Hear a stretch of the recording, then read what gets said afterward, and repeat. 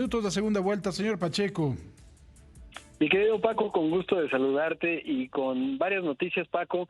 Sabes que una muy interesante es que Joe Biden va a nombrar a alguien al Banco Mundial porque pues el anterior líder del Banco Mundial, que había sido nombrado por Donald Trump, anunció que renunciaba, o bueno, va a renunciar de manera prematura.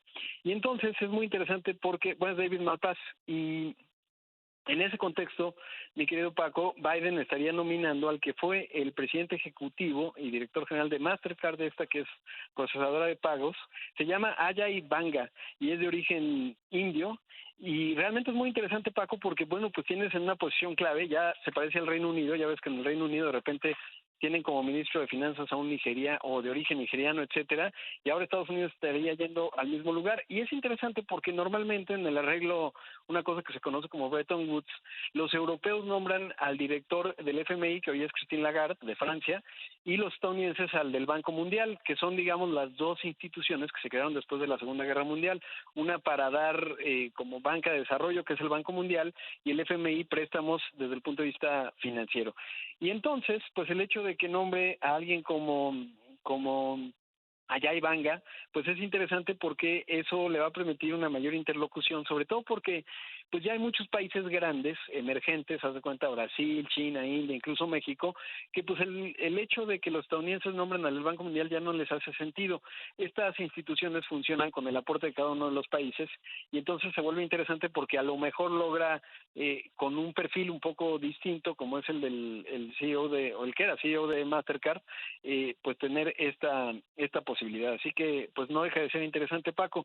Oye, ya te contaba hace un rato de la inflación, salieron las minutas del Banco de México en donde queda retratada justamente la discusión que tienen al interior de la Junta de Gobierno, y resulta que pues sí, lo obvio, les preocupa la inflación subyacente. Hace un rato te contaba que ya la inflación subyacente, por lo menos la primera quincena, tuvo una leve disminución. Ojalá eso se convierta en tendencia, sería una excelente noticia, pero claramente el Banco de México pues sí está observando todavía con preocupación ese asunto. Y es interesante porque ya tuvimos a Omar Mejía en estas minutas como miembro de la Junta de Gobierno, y pues se ve una discusión evidentemente muy madura.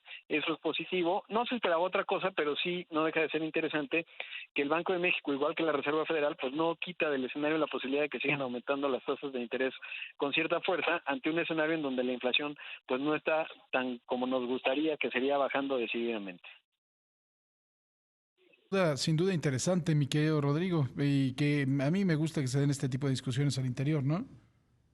Sí, la verdad es que es buena idea, sobre todo porque pues te refleja que hay mucha madurez en el banco, y sobre todo que a pesar de los nombramientos pues han sido buenos los que ha hecho el presidente de la República. Eso de verdad no hay que escatimarlo porque no es un asunto menor. Hoy estamos viendo cómo en Brasil, por ejemplo, Lula se pelea con su banquero central, genera mucha estabilidad, y no es el caso de lo que está ocurriendo acá en nuestro país, y no es un asunto nada menor.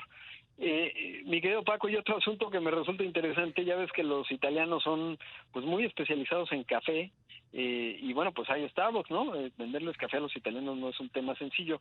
Bueno, pues ahora está lanzando un café de aceite de olivo, no sé a qué sepa, pero lo está lanzando en Italia Starbucks. Vamos a ver cómo lo reciben los italianos, y no deja de resultar interesante. Actualmente pues nada más tiene 20 tiendas en Italia. Obviamente los italianos ven con mucho desprecio. Tú que has estado muchas veces en Europa, sabes que los italianos te ven de arriba abajo si te metes un Starbucks, lo cual es casi un pecado, sobre todo porque son de expresos ultra cortos.